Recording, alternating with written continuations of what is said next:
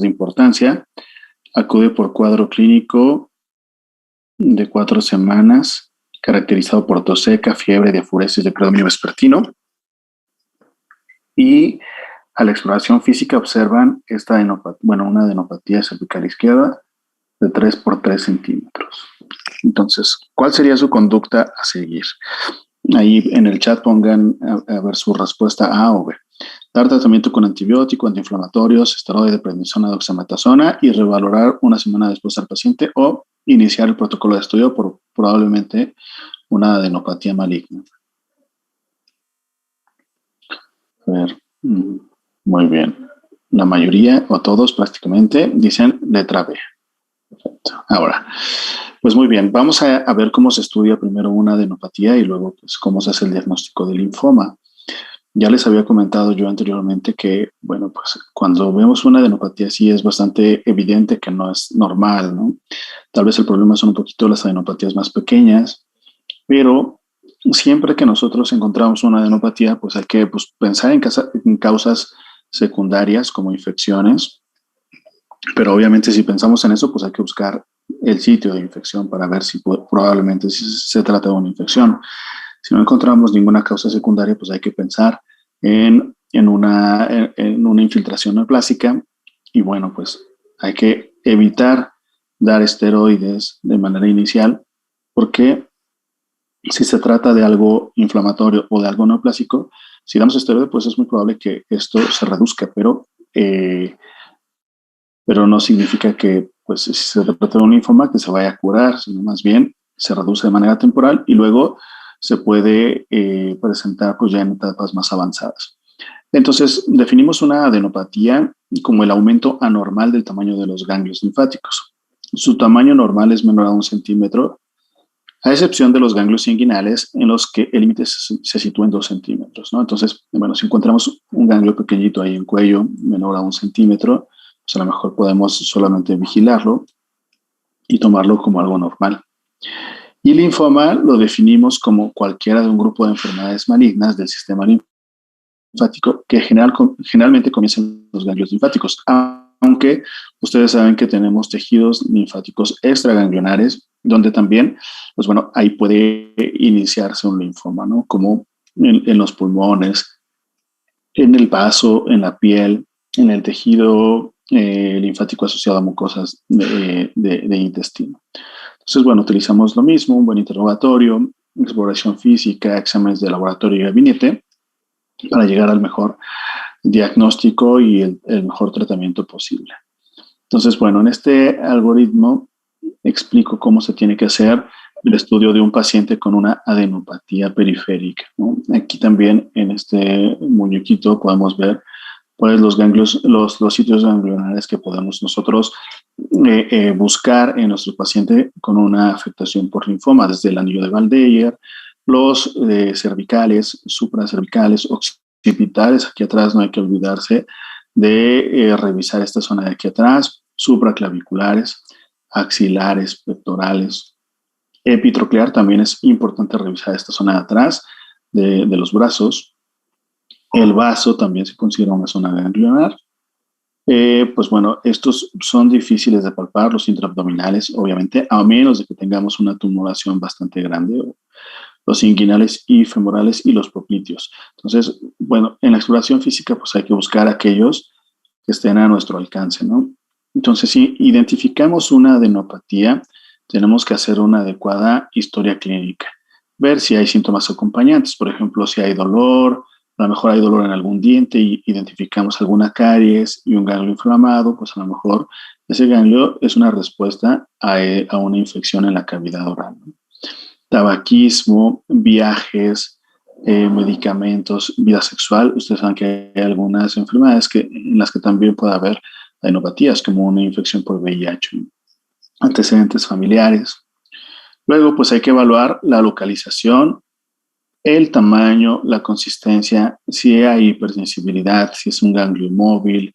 Por ejemplo, cuando se trata de un ganglio, una adenopatía por una infección, pues normalmente está aumentado de tamaño, hay dolor, puede pues acompañarse de otros síntomas.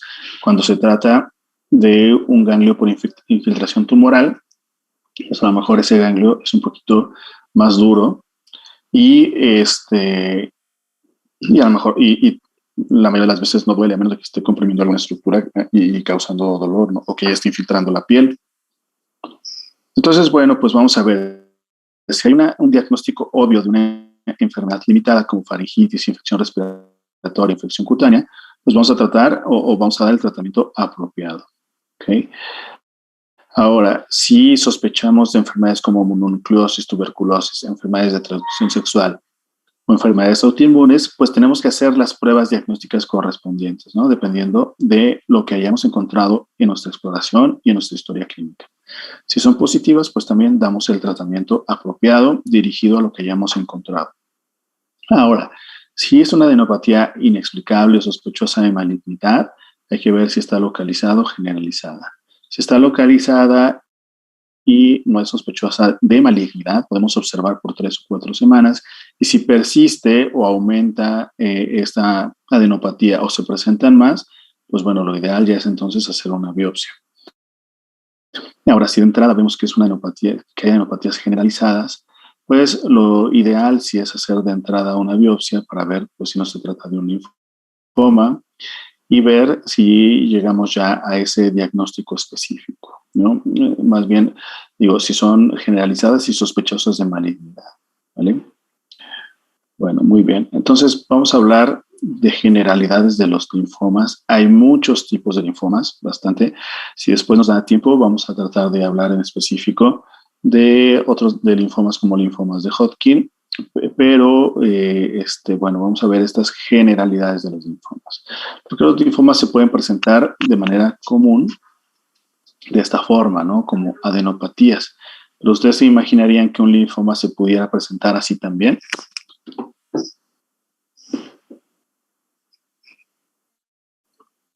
No. No es una presentación típica, ¿no? Pero también puede presentarse así, perforando el paladar. De hecho, este es un paciente con un linfoma de células NK, de células T, que es bastante agresivo y que destruye el hueso y el paladar y que, pues bueno, causa alteraciones en la cavidad oral bastante feas, ¿no? También se puede presentar así un linfoma. Este es un linfoma cutáneo también de células T, o también se puede presentar así, ¿no? Infiltrando la mucosa gástrica, o incluso así en el sistema nervioso central. Puede haber linfomas primarios del sistema nervioso central. Entonces, bueno, tenemos una amplia variedad de linfomas, les digo, más de 50 tipos de linfomas y cada uno tiene sus peculiaridades. Entonces, no sé si ya vieron el libro de la OMS que subí ahí en Edmodo. Sí. Bueno, pues ahí vienen todas las neoplasias hematológicas y vienen todos los linfomas. Si alguien ya le echó un ojito ahí, al menos al índice, pues podrá darse cuenta que hay muchos tipos de linfomas, ¿no? Entonces, bueno, tiene un tiempo de evolución variable, ¿no? Depende mucho de cada linfoma. Hay linfomas que son muy agresivos y que en un mes el paciente pues ya prácticamente duplica la masa tumoral y entonces presentan mucha sintomatología. Hay linfomas que son indolentes, que incluso no requieren tratamiento en un inicio, como los linfomas foliculares, pero pues se presentan con adenopatías. Entonces, tiene un tiempo de evolución muy variable dependiendo del tipo de linfoma. Bueno, una buena parte de ellos pueden presentar síntomas generales, nuestros pacientes, síntomas B, que ya quedamos que los síntomas B son fiebre, diaforesis vespertina, pérdida de peso. Y los síntomas causados por infiltración. Entonces, si tenemos un linfoma que está aquí en cuello, a lo mejor pues puede comprimir la vía aérea y pues presentar pues síntomas ahí a ese nivel nuestro paciente, ¿no? O a lo mejor si tenemos un paciente con un linfoma en la cavidad, en el abdomen, porque está comprimiendo intestino, alguna sección del intestino, pues entonces puede provocar una oclusión intestinal. Lo mismo, si tenemos un paciente con infiltración en mediastino, pues entonces puede provocar tos, disnea. También la sintomatología es muy variable dependiendo de la localización del linfoma y de los sitios de afección. Entonces, bueno, es muy importante hacer una buena exploración física. Ya vimos que podemos encontrar afectación por los linfomas en cualquier región linfática, pero también en regiones extraganglionares como sistema nervioso central, piel, pulmones. Entonces, bueno, es muy importante ver los signos vitales. Cuando un paciente llega a nuestra consulta con alguna neoplasia, sobre todo una neoplasia hematológica, es importante evaluar los signos vitales porque puede hablarnos del estado de gravedad del paciente. Por ejemplo, un paciente que tiene fiebre o que tiene hipotensión y que tiene taquicardia, pues a lo mejor es un paciente que está con alguna infección y probablemente tenga una neutropenia. Entonces, un paciente con neutropenia febril requiere manejo hospitalario e inicio de tratamiento antibiótico inmediatamente, ¿no? Entonces, los signos vitales son muy importantes. Y bueno, pues una historia clínica, una exploración física completa, ¿no? Desde una exploración neurológica, ya vimos que los linfomas pueden afectar al sistema nervioso central, entonces podemos tener pacientes con sintomatología neurológica. Muy importante, pues, ir revisando todas las áreas ganglionares, ¿no? La cavidad oral. Por ejemplo, hay pacientes que tienen linfomas que infiltran el anillo de Waldeyer y podemos ver asimetría de las amígdalas, ¿no? Por ejemplo. Ir revisando, pues, todas las cadenas ganglionares, cervicales, occipitales, todas las que ya mencionamos, el tamaño del vaso. En la cavidad oral también podemos ver estas manifestaciones, ¿no? Petequias, esto se llama púrpura húmeda. Cuando encontramos púrpura húmeda y a lo mejor también púrpura a nivel de la piel, pues eso habla de que las plaquetas están muy bajitas. Entonces, a lo mejor el linfoma pudiera estar infiltrando a la médula ósea y haber pancitopenia. Y también, pues, si nuestro paciente está muy pálido, es probable que tenga anemia. Esos son datos, pues, de enfermedad avanzada, ¿no? La trombocitopenia, anemia. Y pues obviamente lo más evidente van a ser los crecimientos ganglionares. Yo he tenido pacientes que llegan con tumoraciones bastante voluminosas y que, bueno, pues ya llegan en etapas muy avanzadas de la enfermedad por múltiples motivos, porque a lo mejor no tienen pues una educación para la salud adecuada o porque a lo mejor han estado pues de aquí para allá con varios médicos sin poder hacer el diagnóstico. Entonces, bueno, estos son momentos de oportunidad para referir a segundo o tercer nivel. Si ustedes no se dedican a ver pacientes con linfomas o sospechan de un linfoma, aunque ustedes, puede ser que no sea, pero si ustedes lo sospechan, es mejor que lo envíen a un segundo o tercer nivel para valorar que se haga una biopsia o para descartar que nuestro paciente no esté cursando con alguna urgencia como una neutropenia febril, hemorragias que puedan potencialmente poner en riesgo la vida del paciente, que nuestro paciente no requiera transfusiones, sospecha de lisis tumoral y riesgo de compresión a la vía aérea u órganos vitales. Hay pacientes, por ejemplo, que tienen infiltración en columna a cualquier nivel, desde cervical, torácica, lumbar. Entonces empiezan a tener sintomatología neurológica, disminución de la fuerza muscular, constipación, problemas para orinar. Entonces a lo mejor hay alguna tumoración ahí que está infiltrando la médula espinal. Entonces esos datos, si ustedes no lo sospechan, si no sospechan esta enfermedad, a lo mejor se va retrasando el diagnóstico hasta que nuestro paciente pueda ya tener pérdida de alguna función incluso o pérdida de la vida. Entonces, si sospechan de esto, hay que referirlo. Entonces, es muy importante. Yo les comentaba, o no sé si ustedes ya les había comentado, que yo cuando estudié medicina no tuve clases de hematología y de oncología, pues un módulo muy pequeñito. Entonces, me parece que ustedes tengan este tipo de clases en su programa, pues favorece que obviamente no todos van a ser hematólogos, a lo mejor ninguno de ustedes va a ser hematólogo o oncólogo, pero bueno, sí van a tener contacto con pacientes. Entonces, es muy importante que ustedes sepan cómo sospechar de estas enfermedades y referir a los pacientes en el momento oportuno. Entonces, bueno, tenemos la sospecha clínica, pero ¿cómo vamos a hacer el diagnóstico de un linfoma? Aquí ya está la pista, ¿no? Con el estudio histológico. Obviamente necesitamos sacar un pedazo de ese tejido que está afectado y verlo en el microscopio y ver qué antígenos están expresando esas células para poder hacer el diagnóstico, ¿no? Entonces, ¿cómo tendría que ser una biopsia de un paciente con linfoma de manera ideal? ¿Sería excisional? Una biopsia excisional, ¿no? O sea, se tiene que sacar lo más que se pueda de esa afectación. Por ejemplo, si tenemos varios ganglios, hay que ver en el cuello o en la axila, hay que ver cuál es el ganglio más accesible y tratar de sacarlo por completo. Porque muchos linfomas se parecen entre sí y ver qué tan perdida está la arquitectura del ganglio linfático orienta hacia algún tipo de linfoma en específico, ¿no? Entonces, pero bueno, pues también si es un linfoma extraganglionar, por ejemplo, ese que vimos en la cavidad oral, entonces también hay que hacer una biopsia pues ahí de la zona que se ve afectada. Ahí, eso no es un ganglio, pero bueno, pues es una zona normal, hay que hacer una biopsia, o de la piel, ¿no? Pero si hablamos de afectación ganglionar, hay que tratar de quitar un ganglio completo, ¿no? Entonces luego, ya que tenemos el diagnóstico, vamos a tener que estadificar a nuestro paciente. ¿Para qué nos sirve estadificar a nuestros pacientes? Para conocer el tratamiento y el pronóstico a seguir. Sí, nos ayuda mucho para ver cómo les puede ir a nuestros pacientes. Obviamente, aquellos que tengan un estadio avanzado, pues pueden llegar a tener pues, pronóstico, ¿no?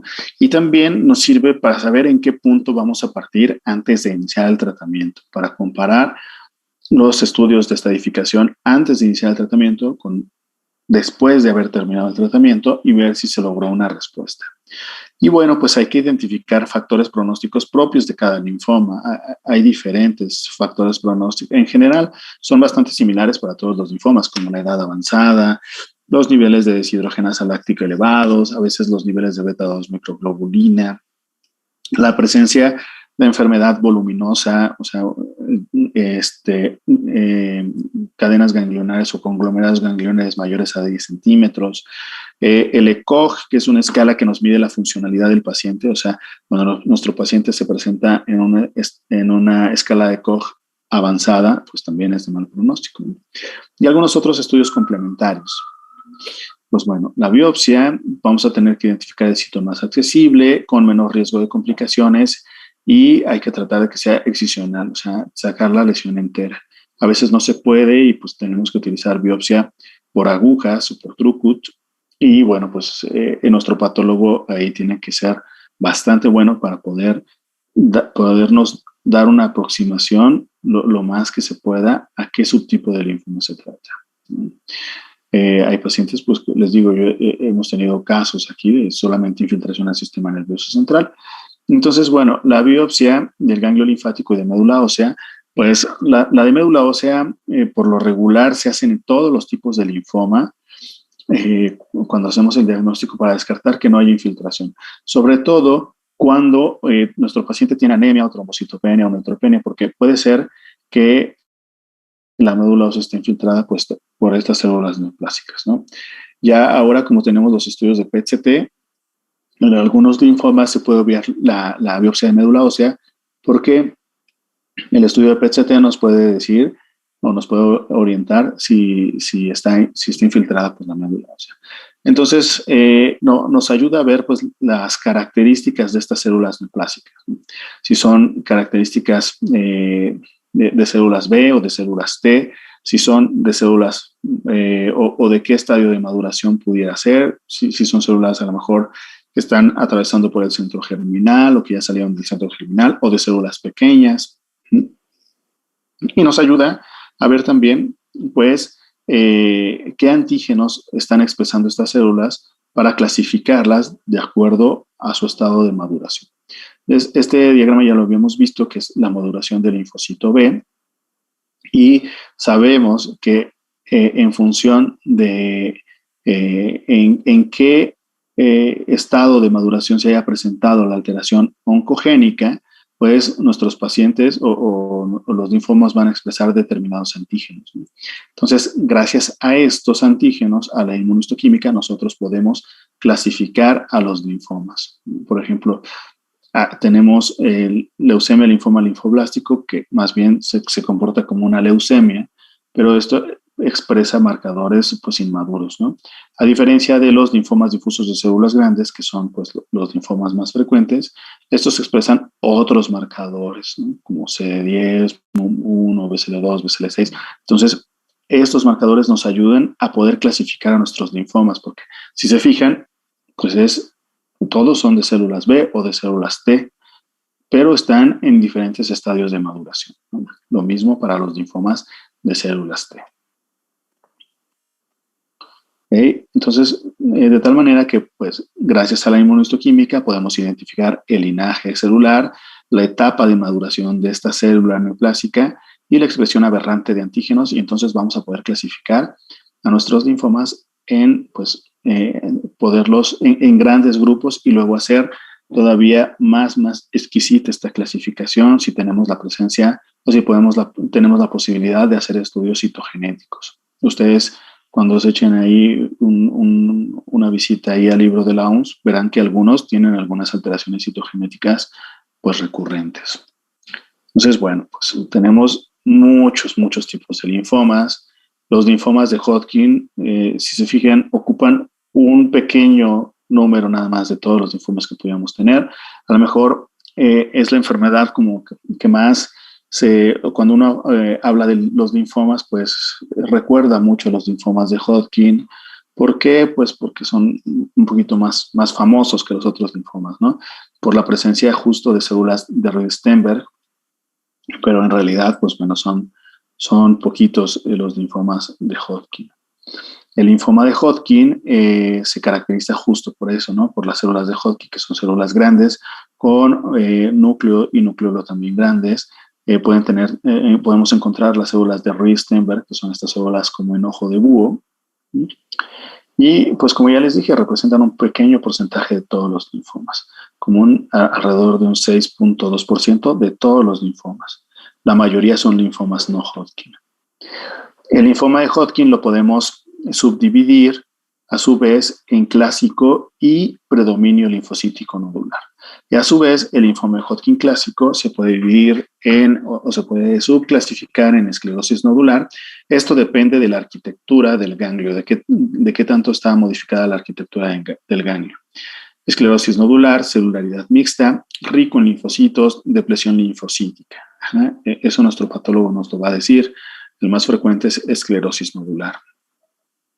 Aquí hay algunas diferencias entre el linfoma de Hodgkin clásico y el predominio linfocítico nodular. Por ejemplo, el linfoma de Hodgkin clásico se presenta en dos picos, en adolescentes y adultos, ¿no? Adolescentes, pues más o menos como ustedes, que están entre los 20 y 30 años, se puede presentar un linfoma de Hodgkin. El predominio linfocítico nodular, pues sobre todo en mayores de 60. El clásico suele acompañarse de síntomas B y tener un estadio clínico variable. El predominio linfocítico nodular, pues es más limitado. La célula tumoral característica del linfoma de Hodgkin clásico es la célula de Reed-Steinberg o la célula de Hodgkin que expresa CD30, ¿no? Este marcador no lo habíamos comentado como un marcador de células B, pero este es un linfoma de células B y expresa CD30, es un marcador aberrante. Y el predominio linfocítico nodular pues expresa CD45 y CD30 negativo. Se asocia a virus de Epstein-Barr, el clásico, de un 10 a 75%. O sea, si nosotros investigamos esta célula, va a expresar marcadores propios de una infección por Epstein-Barr a nivel de esa célula.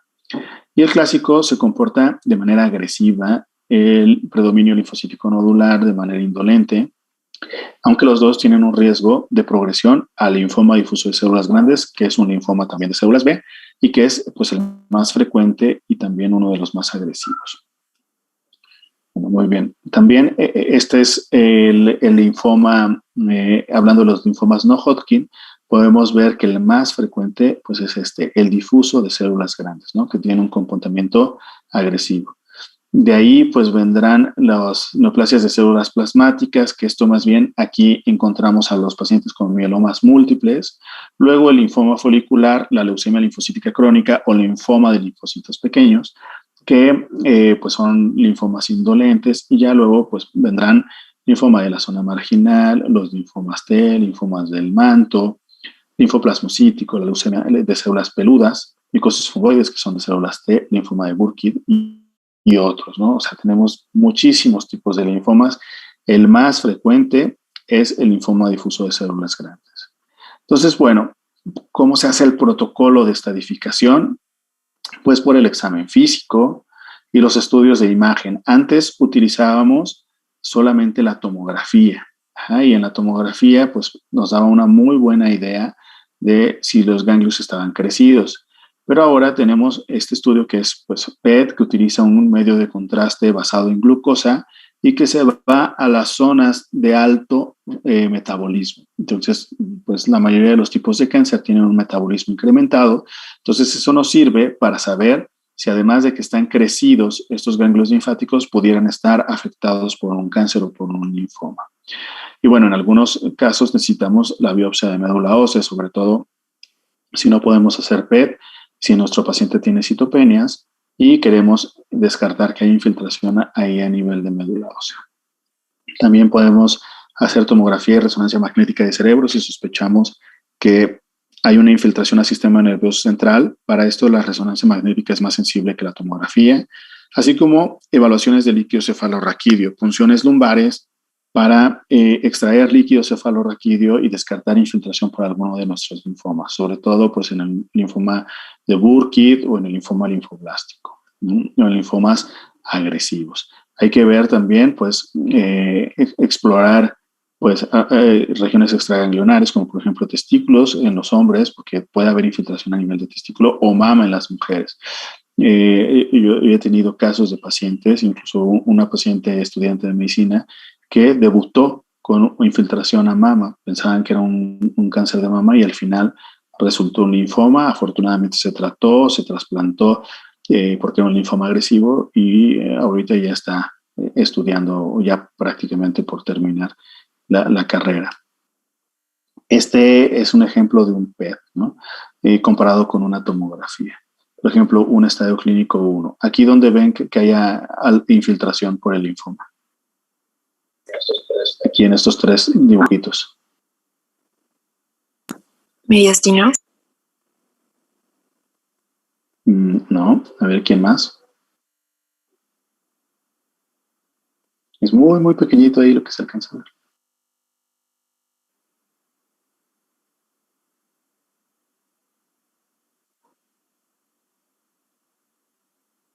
¿No? ¿Nadie? Es que pareciera que está en mediastino.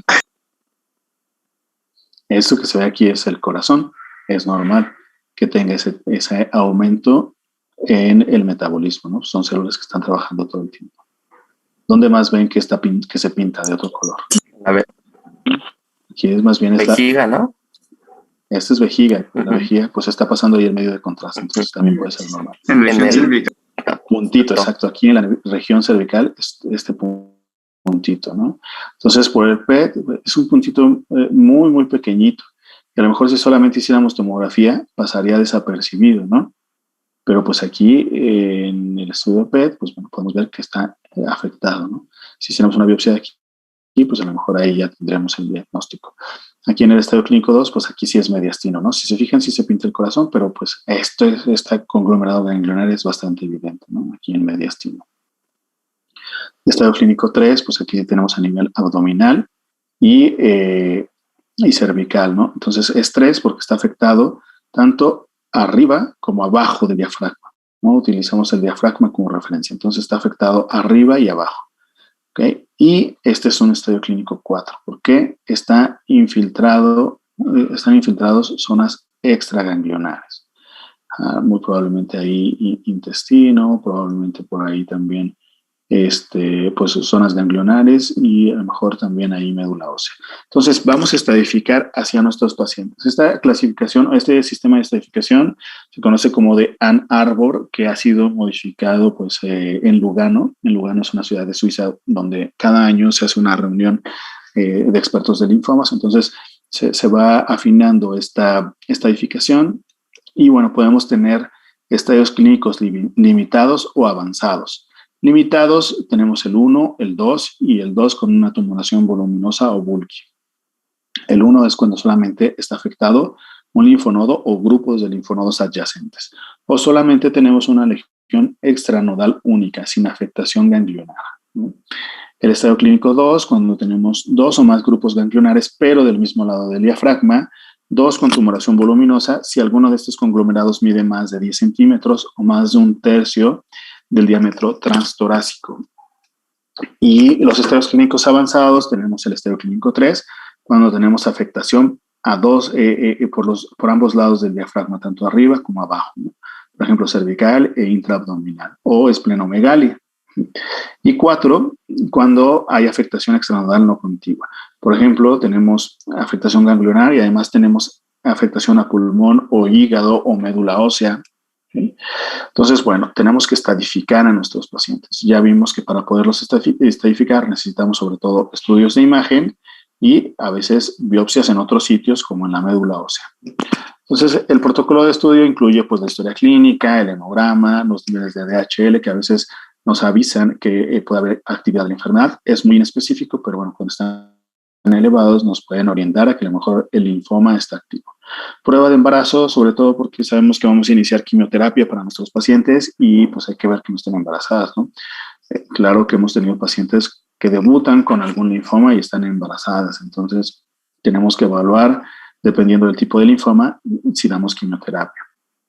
Asesoramiento de la fertilidad, porque la quimioterapia puede aumentar el riesgo o puede provocar infertilidad, perdón. Entonces, muchos pacientes, bueno, no muchos, desafortunadamente, en un mundo ideal, pues estos pacientes, si son jóvenes, tienen que criopreservar sus óvulos o su espermatozoide para más adelante, si quieren tener familia, pues que lo puedan hacer, ¿no? Perfil viral para hepatitis VIH. Hay algunos linfomas que aumentan en los pacientes, el riesgo está incrementando en los pacientes con VIH, ¿no? Entonces, también me ha tocado pacientes que debutan con alguna adenopatía, se trata de un linfoma y hacemos todo el protocolo de estudio y bueno, pues resulta que el paciente tiene VIH. Tele de tórax, sobre todo ahorita la tele de tórax es muy importante para ver que no tenga ahí datos de COVID. Examen físico, velocidad de sedimentación globular, pruebas de función hepática. Hay algunos pacientes que tienen infiltración a hígado y pues vamos a encontrar las pruebas de función hepáticas elevadas. Estudios de imagen, pruebas de función pulmonar, biopsia de médula ósea si no tenemos PET y si las citopenias, y si hay citopenias, ¿no? Y evaluación de un ecocardiograma o MUGA para ver cómo está la fracción de eyección del ventrículo izquierdo. Entonces tenemos, dependiendo del linfoma, pues podemos encontrar varios factores que influyen en el pronóstico. Por ejemplo, para el linfoma de Hodgkin en estados clínicos avanzados, o sea, 1 o 2, tenemos varios sistemas de pronóstico, el del grupo alemán, el del grupo europeo, el del grupo americano, pero si se fijan, pues coinciden en algunas cosas, ¿no? La presencia de síntomas B y velocidad de sedimentación elevada, las tumoraciones grandes, la lesión extraganglionar, que haya más de 3 regiones nodales afectadas. O sea, si nuestros pacientes tienen alguna de estas características, puede ser que su pronóstico sea peor que aquellos pacientes que no tengan estas características. Estoy hablando, por ejemplo, del linfoma de Hodgkin, que de entrada ya ustedes ven que si es un paciente que tiene un linfoma de Hodgkin y tiene un estado clínico limitado, tiene una muy buena probabilidad de supervivencia a lo largo del tiempo, ¿no? O sea, más del 80%, más del 80% viven sin recaída de la enfermedad y más del 90% se pueden llegar a curar en estados clínicos tempranos.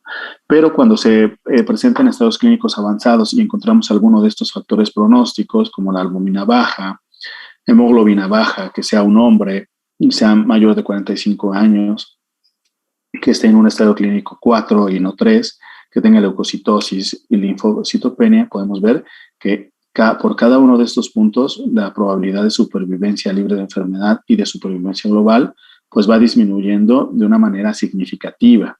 Entonces, para eso nos sirve hacer todo el protocolo de estudio de nuestros pacientes, porque muchas veces nos van a preguntar a nuestros pacientes, oye doctor, ¿y cuánto tiempo me queda de vida? ¿No? Es una pregunta o tal vez la más común que hacen nuestros pacientes, o qué probabilidades tengo de curarme, ¿no?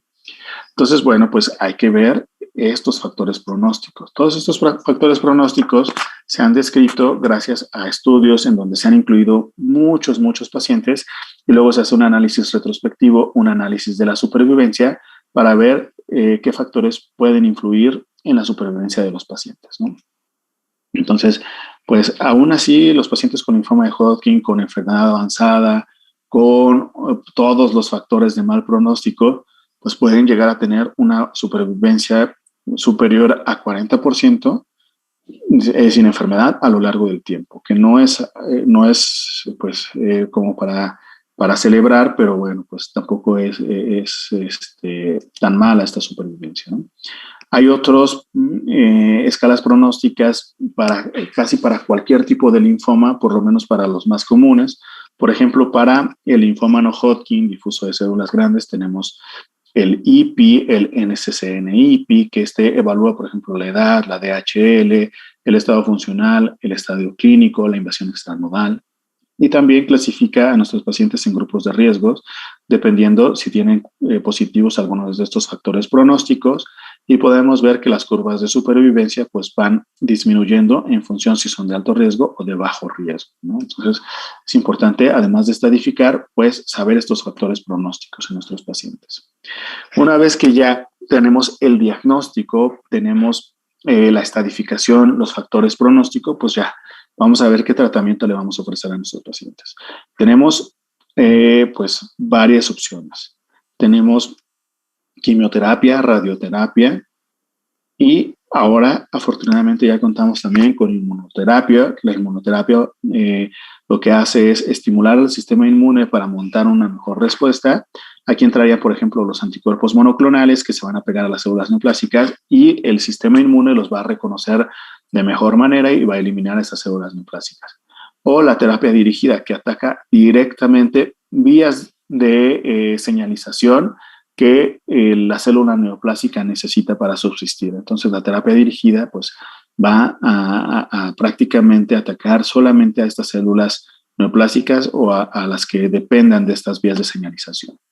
Entonces, pues tenemos diferentes esquemas de quimioterapia. Todavía es muy utilizada la quimioterapia para los pacientes con algún linfoma. Por ejemplo, para el linfoma de Hodgkin se utiliza este esquema que se llama ABVD, que incluye adriamicina, bleomicina, vincristina o vinblastina y dacarbazina. Y para el linfoma difuso de células grandes, pues el CHOP es así clásico, ¿no? Todavía no se ha podido desbancar al CHOP, más aún en algunas circunstancias específicas se utiliza otro que es el EPOCH, pero prácticamente es una combinación de fármacos con un mecanismo de acción similar, la ciclofosfamida, un antracíclico, los alcaloides de la vinca, y si se fijan en el tratamiento se utiliza también esteroides, varias modalidades de tratamiento, varios esquemas incluyen esteroides, porque los linfomas, las células de linfoma son bastante sensibles a los esteroides. Anticuerpos monoclonales se utilizan pues, en aquellos neoplasias que expresan esos antígenos. Las neoplasias de células B, la gran mayoría van a expresar CD20, entonces podemos utilizar anticuerpos monoclonales anti-CD20 como rituximab, o obinutuzumab o fatumumab. Los linfomas de Hodgkin que expresan CD30, pues podemos utilizar el brentuximab, un anti-CD30, polatuzumab, que es un anti-CD79. Y las terapias blanco, pues aquellos que sean dependientes de BTK, como la leucemia linfocítica crónica, el linfoma del manto, podemos utilizar ibrutinib, acalabrutinib, y del alisif, venetoclax, aquellos que tengan una expresión aumentada de BCL2.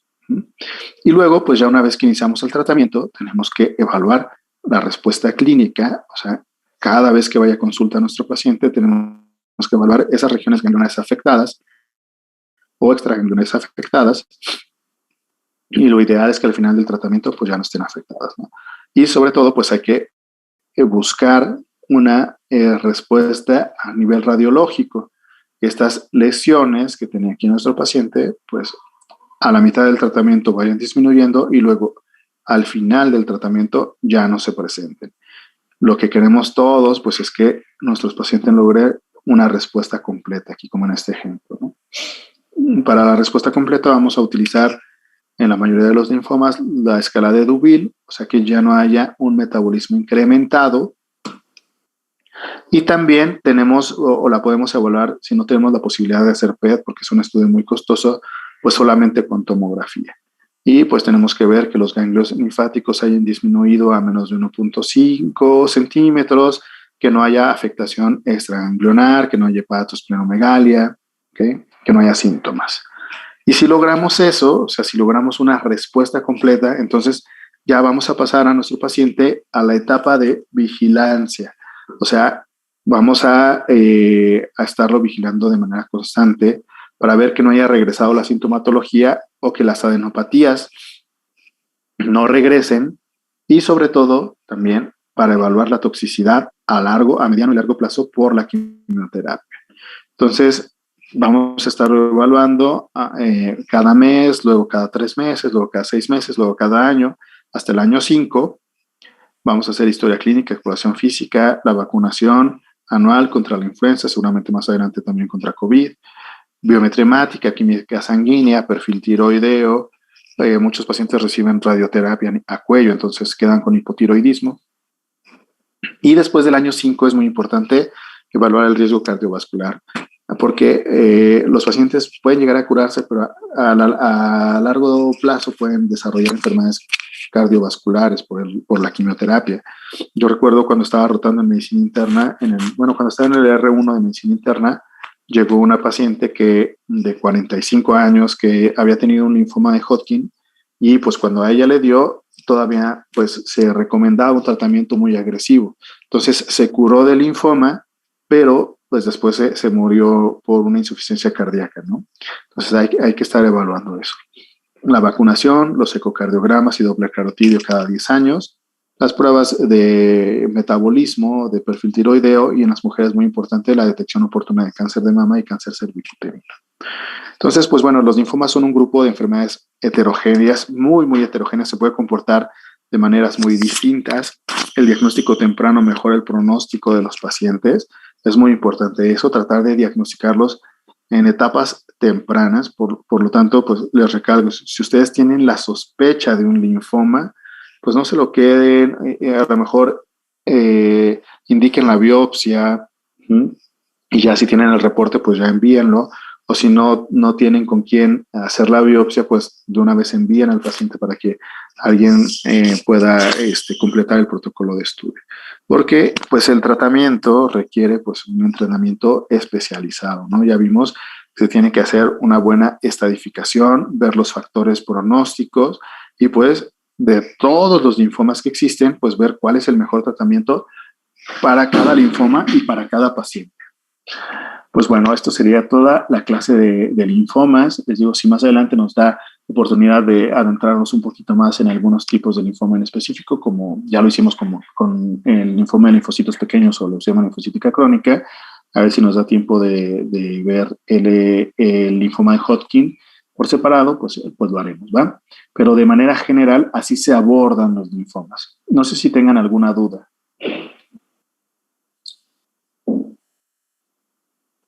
No, doctor. No, doctor, ninguna. Perfecto, pues bueno, espero que les haya agradado la clase, y entonces nos vemos el grupo que tiene rotación conmigo al ratito, y todos nos encontramos nuevamente a esta hora el día de mañana, a la siguiente clase de mieloma múltiple, que probablemente la del doctor Zazueta. Gracias, doctor. Gracias, doctor. Gracias. De nada, hasta luego. Hasta luego.